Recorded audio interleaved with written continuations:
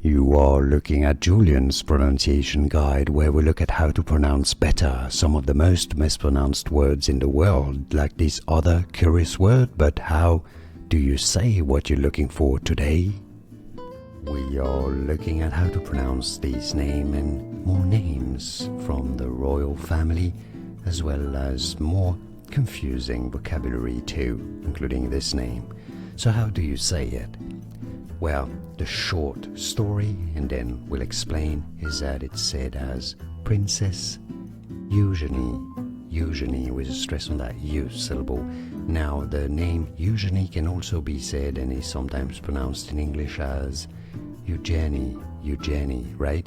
And that's because the name is originally of French origin, and in French it's said as Eugenie.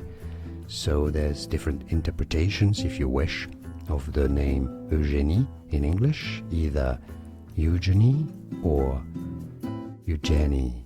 Now, in the case of the princess, it's actually the royal family says it as Eugenie. And now, you know it all, I think. Like this video if you found it useful. I do appreciate the support, it helps me immensely. And more videos for you here to learn more correct pronunciations, including the name of the daughter of Prince Harry, I believe it is. Thanks for watching.